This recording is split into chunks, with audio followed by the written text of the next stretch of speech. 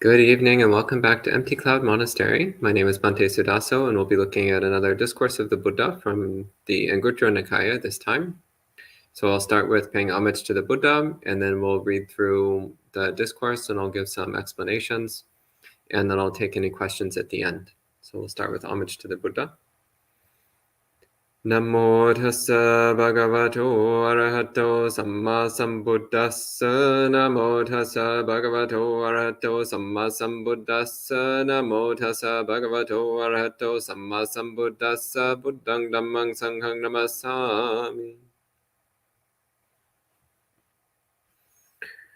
So we'll be looking at Anguttara Nikaya chapter 7, sutta number 49.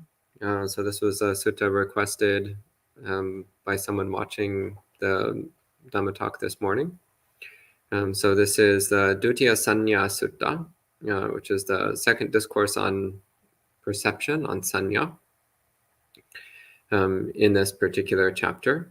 Of course, there's many suttas on the topic of saññā, of perception, as this is one of the things that the Buddha said it's important for us to clearly understand. And also that it's important for us to deliberately cultivate perceptions or recognitions that help us to develop wisdom. So a lot of Buddhist practice is about changing the way we perceive the world, changing the way we relate to the world. So for example, anicca saññā is the deliberate perception of impermanence, recognizing the impermanence of all things. So this particular sutta, the Buddha gives an example of 7 kinds of perception that we should be trying to cultivate. 7 ways of relating to our experience or viewing our experience that helps the mind to progress towards awakening. So I'll go ahead and start reading through the discourse. So I'm reading here from Bhante Suddhāso's translation, but I'm going to be making some adjustments as I go along. So where my translation differs from his, I'll usually point out why. So the sutta begins. This is presumably the Buddha talking. He says, "Monks, these 7 perceptions, when developed and cultivated, are very fruitful and beneficial. They culminate in freedom from death and end in freedom from death." So in Pali, that's amito gada amita parayosana. Amita means the deathless. And this is another word that is used to refer to awakening, to nibbana. So when the Buddha talks about reaching the deathless, he's talking about attaining full awakening. So the Buddha is saying these 7 perceptions, when practiced, lead to full awakening, the realization of the deathless. He says, what 7? The first one, the perception of non-beauty. That's asubha saññā. Asubha literally means non-beauty. So the perception of non-beauty, the perception of death, marana saññā, the perception of dying would be more literal. So marana literally means dying. Next one is ahare patikula saññā. So that means it's translated here, the repulsiveness of food. But when we get to that section, I'll talk a bit more about what that actually means. Next, it says dissatisfaction with the whole world. Could also be, literally, it's the perception of the non-delight about anything in the world. So not seeing anything in the world as worth delighting or obsessing about. So sabaloke anabhirata saññā. Next one, anicca saññā. So the perception or recognition of impermanence, that all things are impermanent.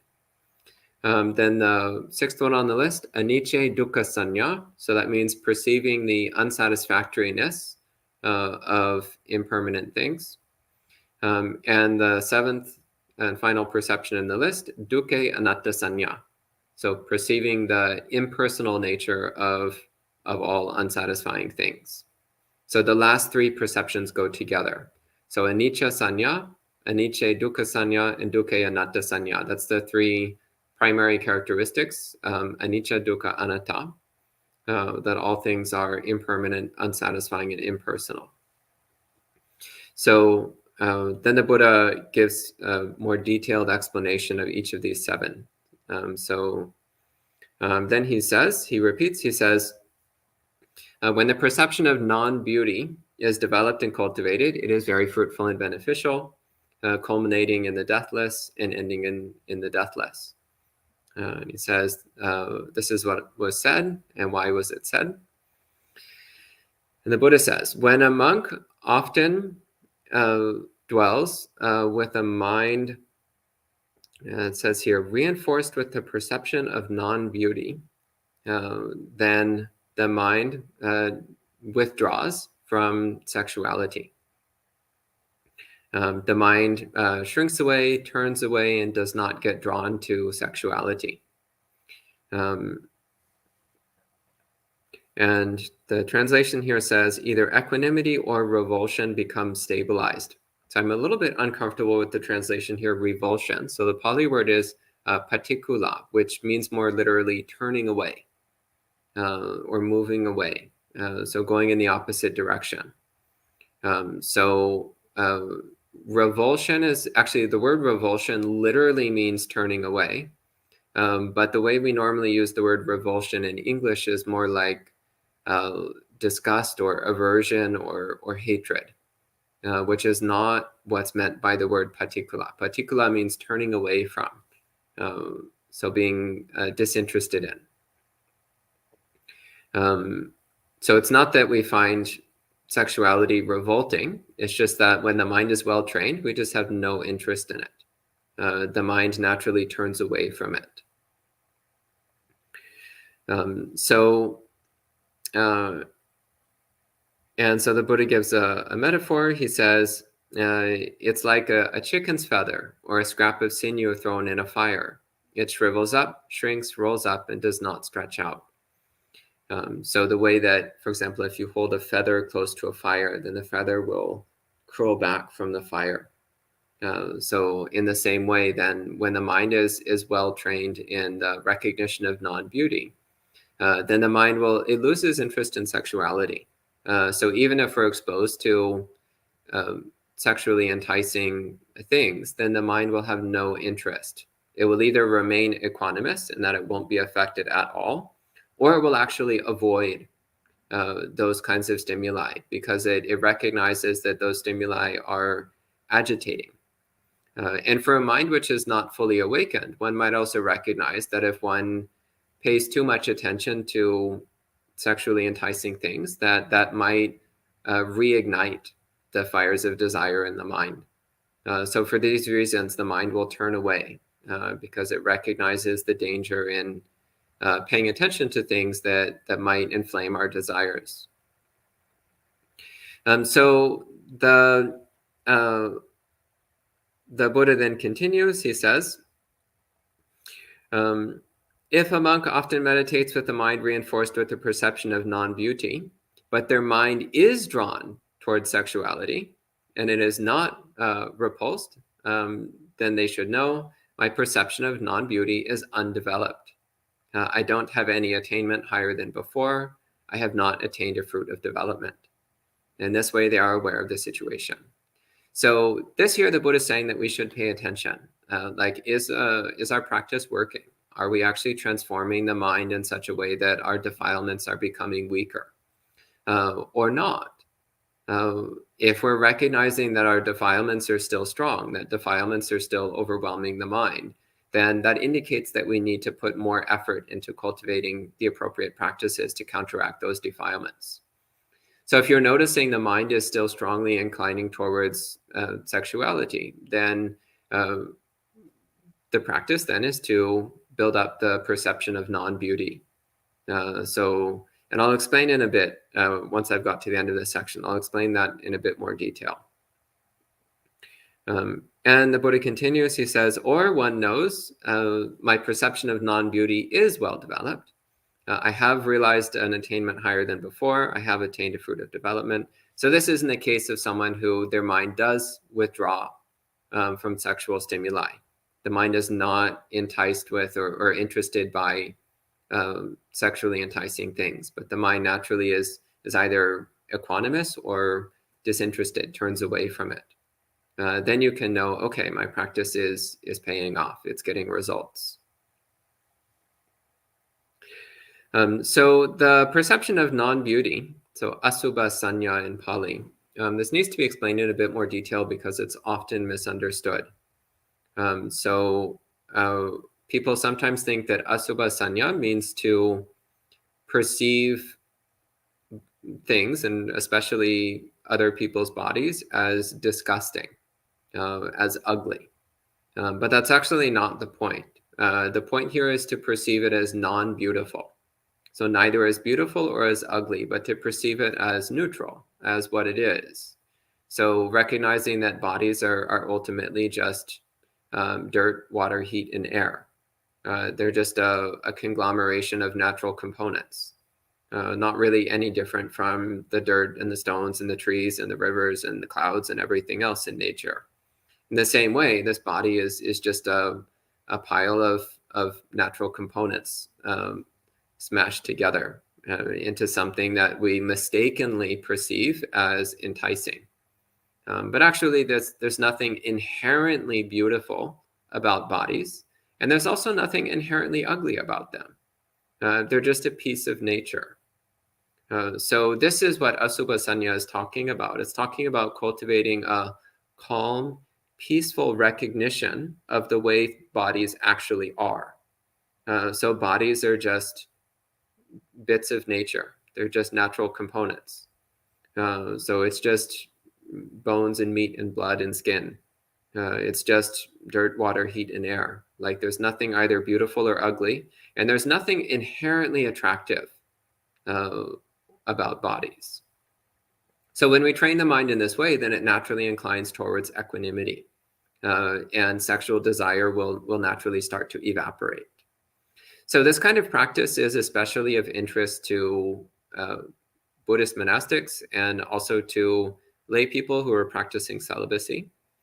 It's usually not of much interest to non-celibate lay people, though it can still be useful to practice it from time to time just to see how it changes your relationship with desire, and how you can get a bit more control over your impulses and urges, and noticing the peacefulness that comes.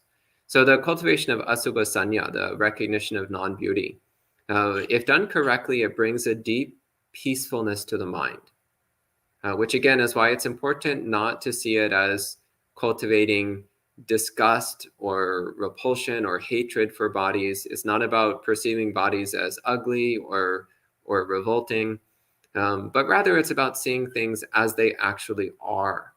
So cultivating this peaceful, serene, unaffected relationship with bodies. So the next perception is death. So then the Buddha says, when the perception of death is developed and cultivated, it's fruitful and beneficial as before. And he says, when a monk often dwells with a mind reinforced with the perception of death, their mind withdraws from the desire to be reborn. So this is interesting.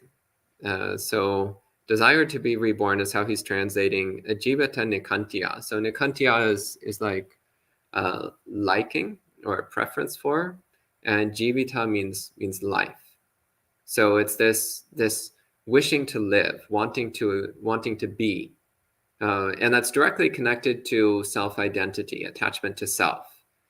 So it's wanting ongoing individual, independent self-existence. It's wanting to be someone.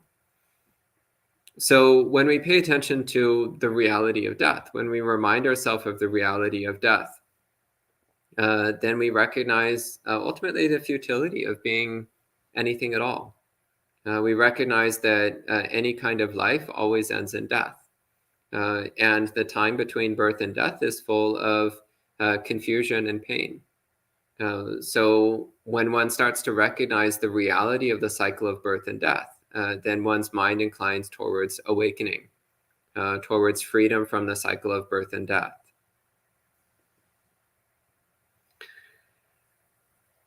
And the Buddha gives a similar analysis to the perception of non-beauty. So when one well develops the perception of death, awareness of death, then the mind naturally loses interest in birth, loses the desire for rebirth, the desire for continued existence, independent existence.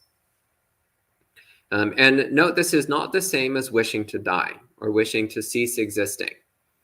So the desire for non-existence is actually another form of desire. So the Buddha spoke about three main kinds of desire.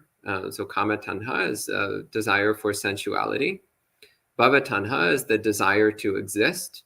And vibhava tanha is the desire to avoid existing.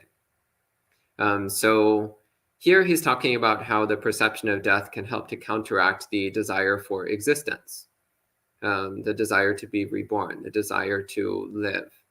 But that doesn't mean that then we cultivate the desire to cease existing, because actually the wish, may I not exist, is just another form of self-centeredness.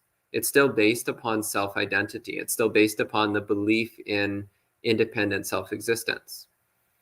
So Buddhism is not about wishing to die or wishing to cease existing, but rather it's about coming to a peaceful acceptance of the way things actually are. And recognizing ultimately that the cycle of birth and death is an impersonal process. It's not about me or who I am. It's not about I want to be this kind of being or I want to be that kind of being. But it's also not about wanting to erase ourselves from reality. Rather, it's about recognizing that there is no me in the first place, that there is no self that can be erased. So that's a much more subtle and precise development of mind. So when talking here about relinquishing the desire for rebirth, it needs to be understood that this does not mean cultivating a desire for non-existence, because that also is another form of self-centered desire that obstructs the mind from awakening.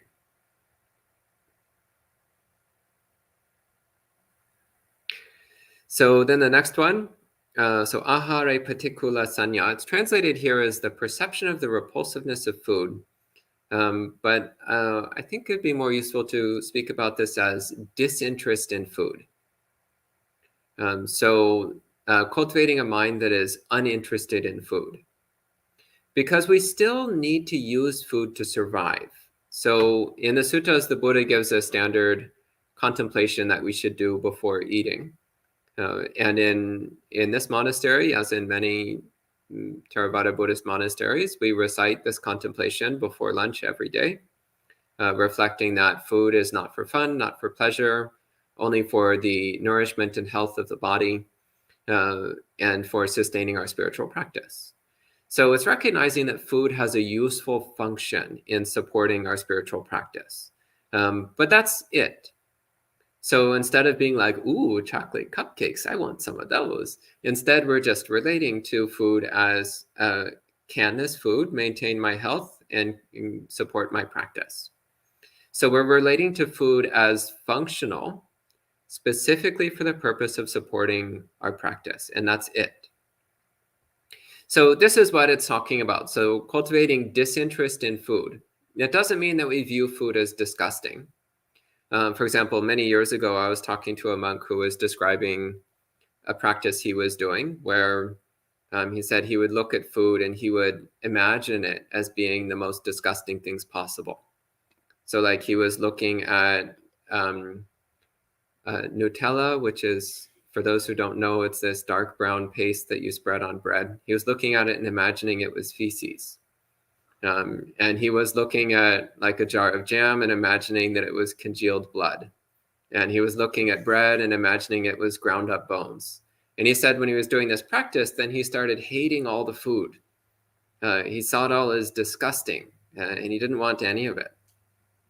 But that's not what the Buddha is talking about. That's not actually what the Buddha recommended. That's actually cultivating delusion and aversion. So that's not a useful kind of practice because it actually increases our defilements. It might be diminishing desire for food, but it's just replacing it with delusion and aversion. Instead, we should recognize food for what it actually is. It's just dirt, water, heat, and air, like everything else. What is bread? Bread is dirt and water. Why do we put it in this body? Because it keeps the body strong and healthy so that we can keep meditating. and keep studying the Dhamma, keep practicing the Dhamma. So we have we're cultivating a wise relationship with food, a relationship which is free of desire, aversion, and delusion, and which sees food as something purely functional, rather than as a source of pleasure.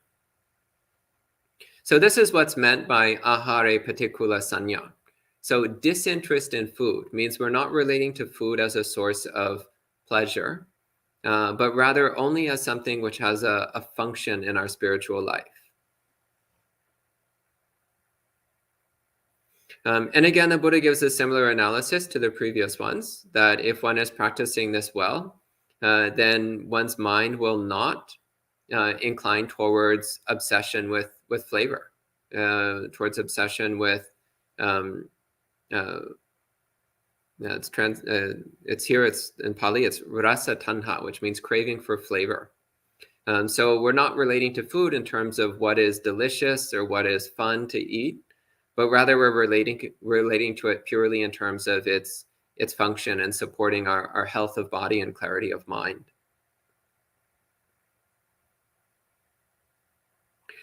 Then the next perception is sabaloke anabhirata-saññā. So it's translated here as perception of dissatisfaction with the whole world, but I'm a bit dissatisfied with that translation. So abhirata means higher delight or approval. So anabhirata means to not delight in, not enjoy, not approve of. And sabaloke means in the whole world. So we're not approving of or delighting in anything in the whole world. So we're seeing everything in the whole world as ultimately unsatisfying, as not a source of true happiness, that nothing in the world is capable of bringing us true happiness or peace of mind. So the point here is to turn the mind away from the distractions of ordinary things and instead turn the mind towards spiritual practice as a source of happiness. So that instead of thinking like, oh, what can I do that's fun? What can I do that's enjoyable? Where can I find delight? Maybe I can find delight in music and art and novels and movies. And instead it's like, no, none of those things are actually a source of enjoyment. None of those things are actually a source of true happiness. True happiness and pleasure comes through cultivating the mind. It comes through following the Dhamma, cultivating meditation, applying the Buddha's teachings to the training of the mind. This is where true happiness is found. This is where true pleasure comes from. It comes from cultivating a wholesome mind in accordance with the principles of Dhamma. So we see everything, all worldly things, we see all worldly things as being unsatisfying, not a good source of pleasure, unreliable source of pleasure. So this overlaps quite a bit with the perception of dukkha, which we'll get to in a minute. So then the next one is anicca-saññā. So this is one of the classic mainstays of Buddhist meditation. So in many places in the suttas, the Buddha clearly states that the practice of anicca-saññā is sufficient to attain full awakening. So anicca-saññā is the recognition of impermanence. So in many places in the suttas, the Buddha says that if one's mind has sufficiently strong mindfulness and concentration, sati and samadhi, then with that basis of mindfulness and concentration, if one practices anicca-saññā, the recognition of impermanence, then that is enough to abandon all of one's defilements and delusions and to attain full awakening. So the recognition of impermanence alone is enough to attain full awakening if one has sufficient mindfulness and concentration. So this is a very important part of Buddhist practice. So recognizing the temporary, impermanent, insubstantial, ephemeral, ever-changing nature of all things, then the mind naturally inclines towards letting go. Naturally inclines towards relinquishment, towards non-attachment, towards non-identification. And ultimately, it leans towards the relinquishment of self-identity as well. Because we recognize that whatever we're identifying as ourself is also impermanent and therefore not who we are. And also we recognize that whatever we're obsessed with and interested in the world is also not ours. It's not reliable. It's not something we can hold on to and keep. So the mind also loses interest in all the distractions and possessions and acquisitions which we might otherwise lean towards, including things like worldly knowledge, by the way. So anything that's not directly related to the Dhamma, it's in the category of acquisitions and possessions which are ultimately meaningless, ultimately irrelevant. So some people, for example, they stockpile physical possessions, they stockpile money and objects, and they think that will bring happiness, but it doesn't. It's just temporary, meaningless things. And other people stockpile knowledge. They stockpile secular knowledge. They get multiple degrees in secular topics, and that's also just a form of acquisition, of hoarding up meaningless possessions. That also doesn't lead to awakening. It's just another way of distracting the mind. So we also relinquish that. We also relinquish the desire for worldly information, worldly knowledge. And instead we focus on what's truly valuable. So instead of accumulating physical possessions and secular knowledge, instead we focus on accumulating knowledge of the Dhamma and accumulating wholesome qualities of mind. Because although that is also impermanent, those help to direct the mind towards full awakening, which is what's most important. And the Buddha says, when one develops the perception of impermanence properly, then the mind naturally loses interest in acquisition. The mind is no longer interested in gathering wealth or possessions. So this also is a way of checking our practice. If our perception of impermanence is going well, then we'll have no interest in accumulating possessions or wealth. And I would also include in that secular worldly knowledge, non-Dhamma knowledge. Then the next one is the perception of dukkha. So anicca dukkhasaññā means perceiving all impermanent things as unsatisfying. And since everything is impermanent, that means everything is also unsatisfying. It's also dukkha. So when we see that all things are unsatisfying, then the mind naturally loses interest in them. And the mind sees the danger in getting obsessed with all of these unsatisfying things. And so the Buddha says in particular, one who develops this recognition of dukkha, the unsatisfying nature of all things, then they see the danger of laziness. They see the danger of not being committed to one's practice. Because we see like, if we don't train the mind well, if we don't practice well, then the mind will just be caught in dukkha all the time. The mind will always be caught in this state of discontent, of dissatisfaction. And the only way towards true happiness and contentment is practicing the Dhamma. So this, the perception of dukkha, then here he says, counteracts the tendency towards laziness.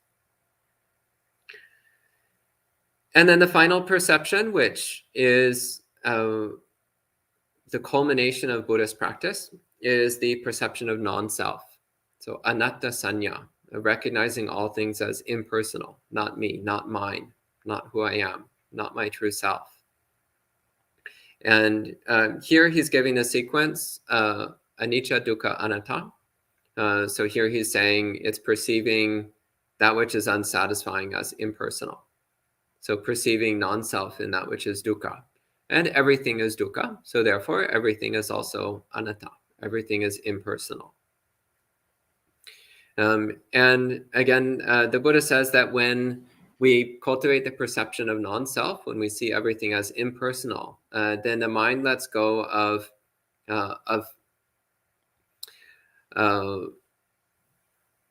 it's in Pali, it's sabanimitesu ahankara mamankara mana pagatang manasang. So this means the mind which is caught up in I-making, mind-making, and the concept of self-existence. So ahankara literally means I making. So this means generating a self-identity. I am this, I am that. So that's ahankara, I making an I, making a me. Mamankara is possessiveness. So mamang means mine.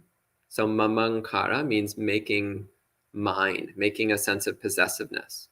So I own this. This is mine. This belongs to me. And finally, we have mana. So mana literally means concept or idea, abstraction. But it usually has the specific meaning of self-concept, the concept of self-existence, the belief I am, I exist, I am a separate individual. So, and Sabbanimitesu means regarding all things. So regarding all things, we are dropping I making, mind making, and the concept of self-existence. So, and he says this is both regarding this own body, but also all external things. So both in terms of our own body and mind, and also in terms of all external things, we see all of it as not me, not mine, not who I am. And in this way, the mind naturally starts to let go of all of its suffering, because all suffering ultimately arises from self-identity and self-attachment.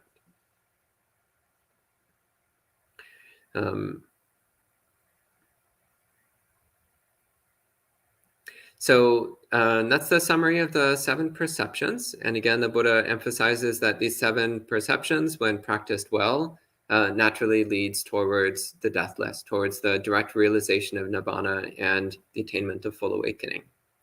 So at this time, we'll respect the sutta with 3 sadhus, and then I'll see if there's any questions. Sadhu, sadhu, sadhu. And hello to all the people joining in online. Hello to Lilani, Nick, Elenisa, Edward, Mary, Mono, Maria, Olga, Amaranta, Margaret, Meredith, Kumu, Sud, Yankee, Christina, Jeffrey, S, Jayanta, ARS, Gregory, Vanessa, Andrew, Sway, and whoever else is watching. It's good to see all of you checking in. And I see a couple questions here.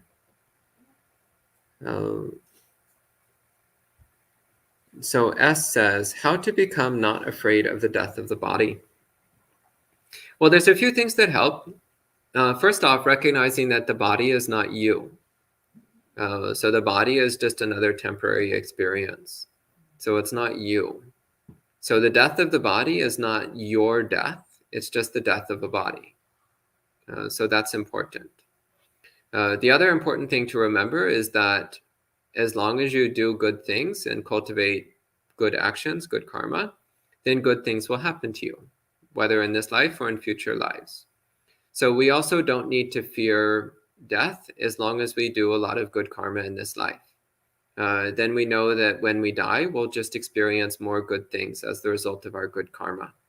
That also helps to reduce fear of death. And also really important is to practice samadhi. So the more you cultivate a joyful, peaceful mind during meditation, the less fear you'll have of anything, including death. Because you know that you know how to be happy. And that happiness has nothing to do with the body, and it has nothing to do with past and future.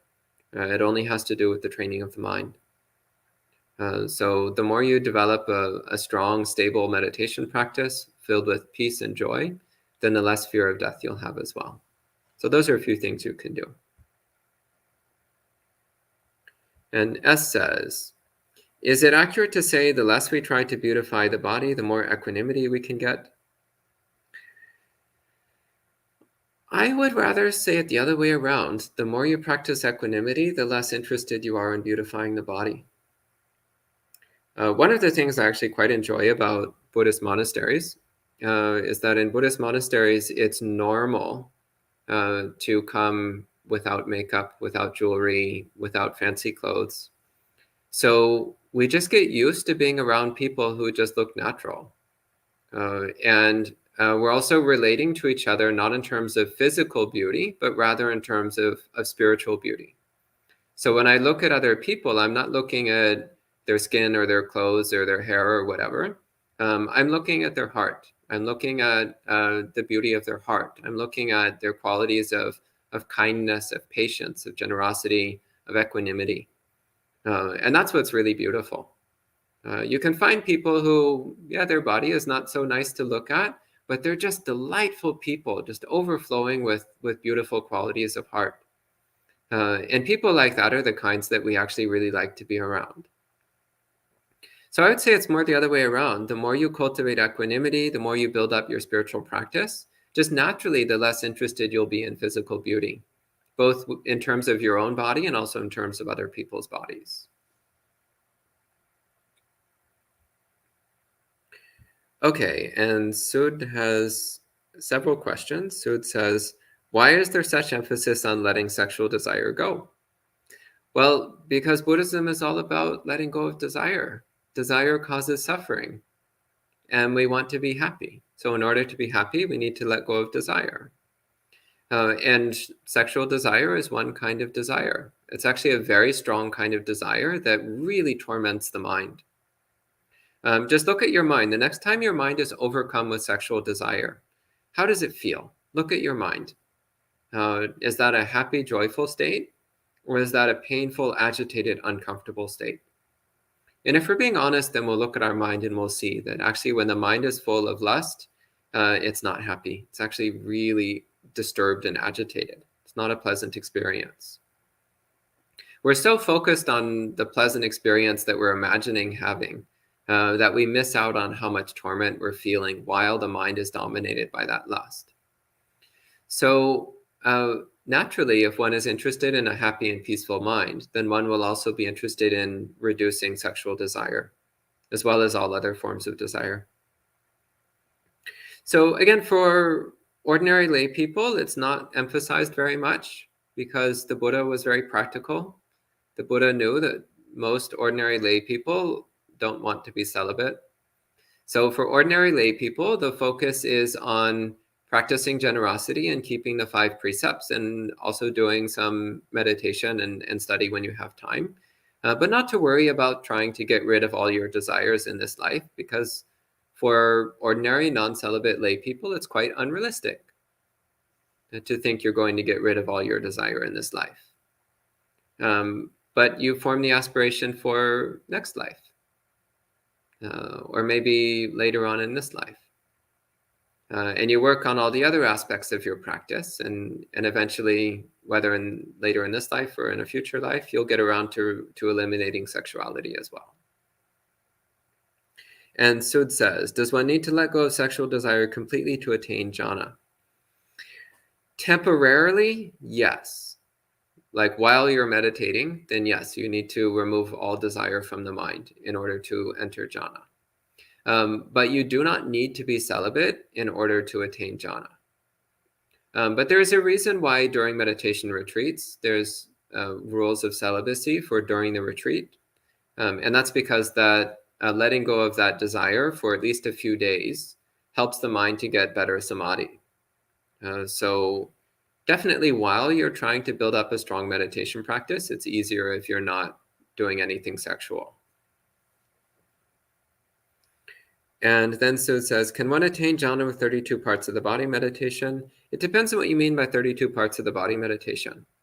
So jhana depends upon a very still mind, a mind that is very still and very alert.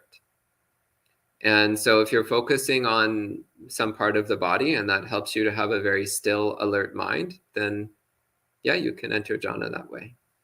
Yeah.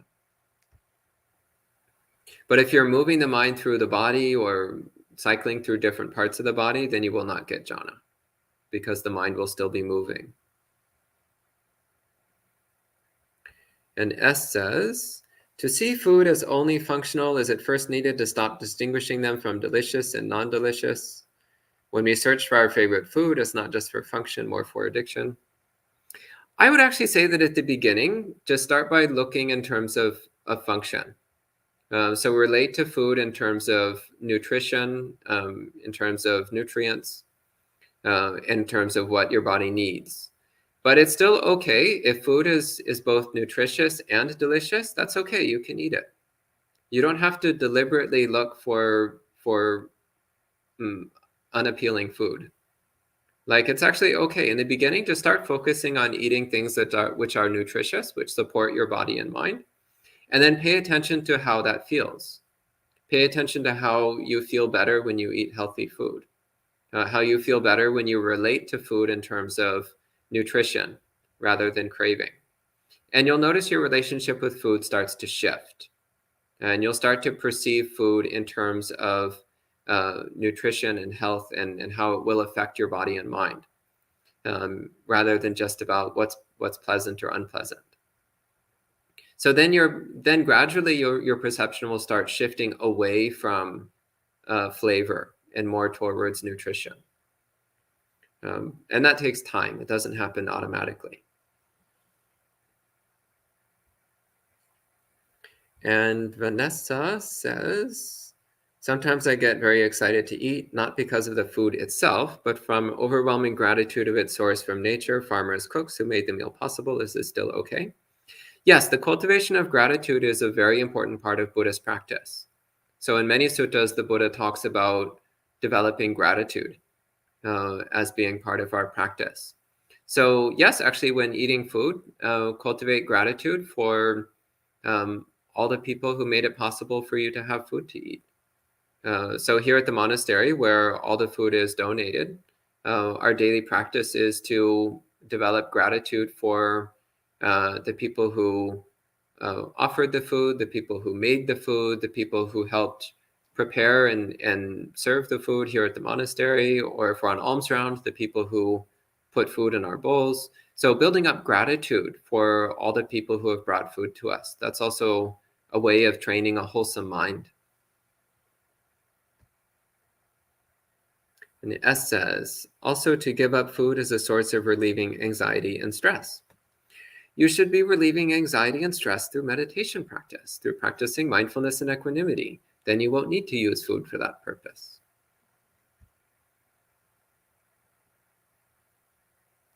And S says, although it's easy to understand impermanence theoretically, like all people can't avoid death, yet the very long process of me becoming old and ugly every day is still torturing, which further makes life not interesting at all then. Yes, well, aging and decrepitude are inevitable. They're unavoidable. So birth always comes together with aging, sickness, and death. Buy one, get three free.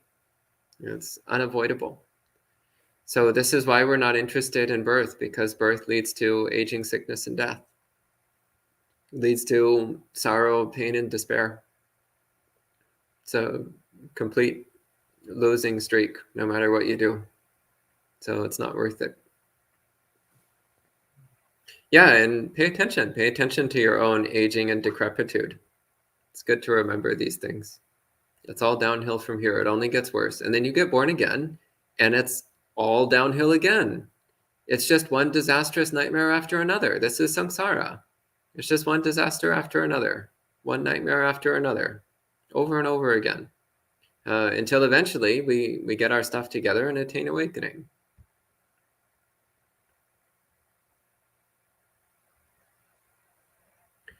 And Andrew says, these all make sense intellectually. Well, that's good. That's a start.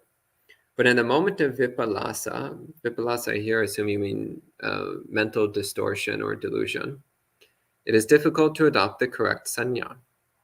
Any specific exercises you recommend during formal practice? Well, the perceptions are not just to be done during formal practice. You're to be doing them all day long, all the time. So you want to constantly be thinking about the Dhamma, constantly recollecting the Dhamma, constantly directing the mind towards the perceptions in line with Dhamma. So don't let the mind slip back into worldly thought. Then you won't have moments of vipallasa. You want to constantly be thinking in terms of Dhamma. And Amaranta says, can you explain how we can better practice the perception of suffering in impermanence?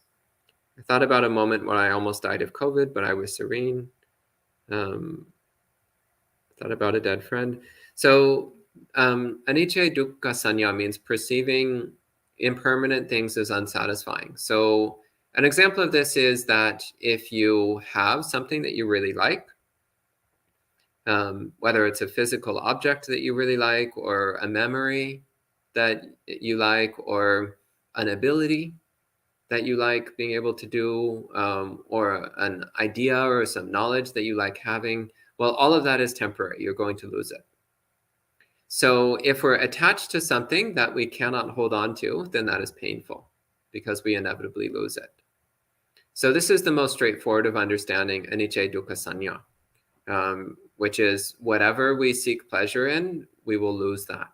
We will lose wherever we find pleasure. So the only true happiness, the only reliable happiness is through non-attachment, not depending upon anything in specific. That's the only way to always be happy no matter what.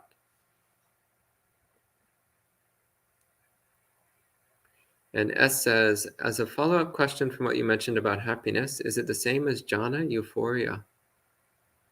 I don't understand what you mean. Maybe if you could clarify what you're asking.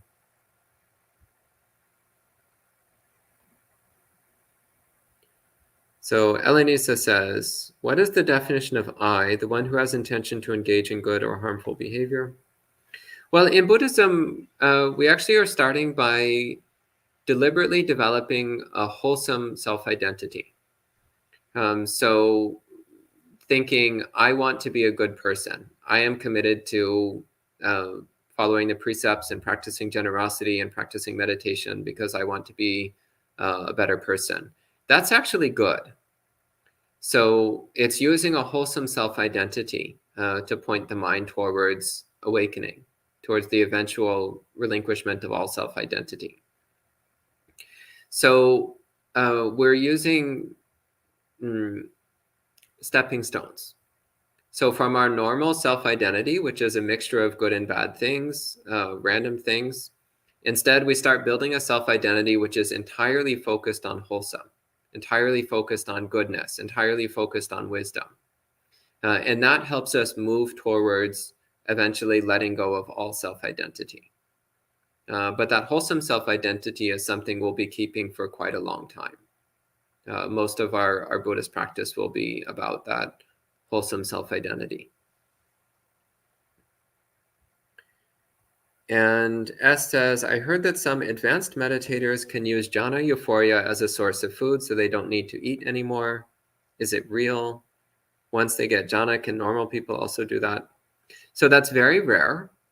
There are some recorded cases of this happening where somebody has such incredibly powerful samadhi that their need for food and sleep almost entirely disappears, and they're able to go for long periods of time without eating or sleeping.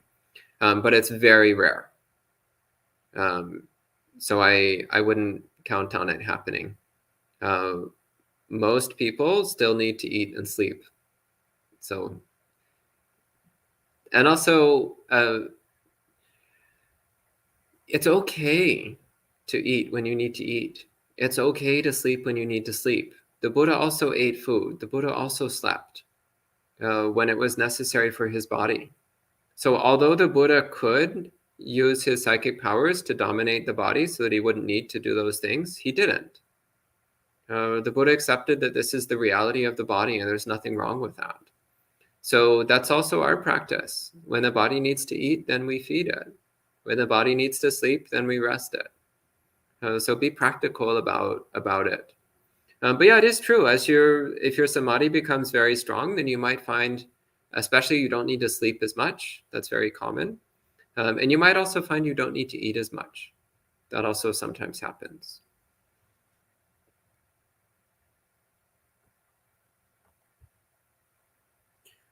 Gerson says, I'm a bit confused with the I and myself. I don't see a difference between them.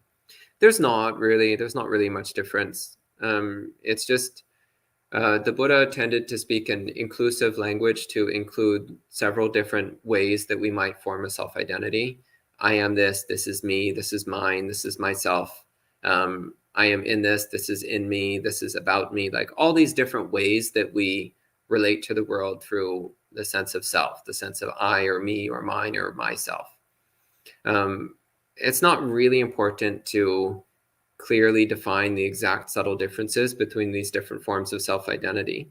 We just need to recognize all of them as forms of self-identity and therefore something that we need to let go of, something that we should not take as solid or permanent or real. Even the wholesome self-identity that we develop during Buddhist practice, we still need to view it as temporary. So not ultimately who we are, but just a temporary identity that we're using in order to help us along the path. And that's the last question online. So if there's nothing else, we'll go ahead and conclude it this time. You have a question? Go ahead. What are the dangers of desire? Suffering. Desire is painful. Desire itself is inherently painful. Whenever you have desire, just stop and look at the feeling of desire. And you'll see that desire is itself painful. It's already painful. Right in the moment when you want something, it's already painful. Whereas contentment is inherently pleasant. It feels cool and peaceful and soothing. The desire is already painful the moment it starts. And then even when you get what you want, it's never quite satisfying, and it doesn't last as long as we would hope. So then there's even more dukkha, and then we lose it, and it's even more dukkha. And then we want more stuff, and it just keeps going and going and going. It's just constant, ongoing cycle of self-torture. That's desire. So just pay attention to the painfulness of wanting. And the mind then will naturally start turning away. Okay? So we'll go ahead and end it this time with 3 more sadhus. Sadhu, sadhu, sadhu. And we'll see you all next time.